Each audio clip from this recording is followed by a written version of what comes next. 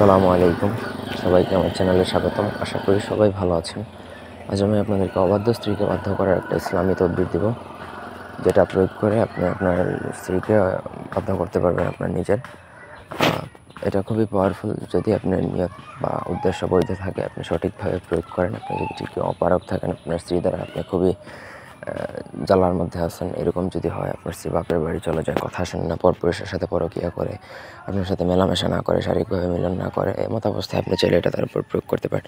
ব্যক্তিগত যে কোনো প্রয়োজন বা যে কোনো কাজের জন্য স্ক্রিনে দেওয়া নম্বরে সরাসরি ফোনে, হোয়াটসঅ্যাপে বা ইমোতে যোগাযোগ করে যে কোনো কাজ করাতে পারবেন, দেশ বা দেশের বাইরে থেকে। তো এটা সূরা ইনশিরা বা আলাম নাশরাহ লাকা সদরাক, যে সূরাটা, সেটা আপনাকে প্রথমত মুখস্থ করে নিতে হবে।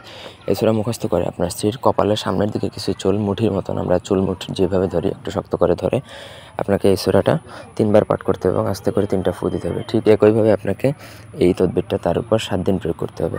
একটানা 7 দিন প্রয়োগ করবেন, এতেই আপনার স্ত্রী সম্পূর্ণরূপে আপনার নিয়ন্ত্রণে চলে আসবে। মুদ্রা কথা হচ্ছে যে এটা ইসলামী তদবির, এটার কোনো নির্দিষ্ট কী নেই। আপনার 7 দিনের জায়গায় আপনি যদি 100 দিনে প্রয়োগ করেন, তাতে আপনার বরঞ্চ সওয়াব হবে, কোনো ক্ষতি হবে না।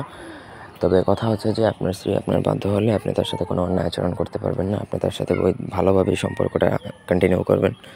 যদি তার সাথে কোনো অন্যায় আচরণ করেন, সেক্ষেত্রে এটা এই বাধ্যর যেই তদবিরটা, সেটা নষ্ট হয়ে যেতে পারে। আপনার উপর থেকে তার মন আবার উঠে যাবে। সো এটা কোনো অসৎ বা খারাপ উদ্দেশ্য নিয়ে আপনি প্রয়োগ করবেন না। সঠিকভাবে যদি প্রয়োগ করেন, তাহলে এটা ইসলামী তদবির। একবার যদি এটা তার ব্লাডের সাথে কানেক্টেড হয়, মিশে যায়, তাহলে সেটা সারা জীবন স্থায়ীভাবেই আপনার বাধ্য থাকবে। আশা করি বুঝাইতে পারছি। এই ছিল আজকের ভিডিও। ধন্যবাদ সবাইকে। আল্লাহ হাফেজ।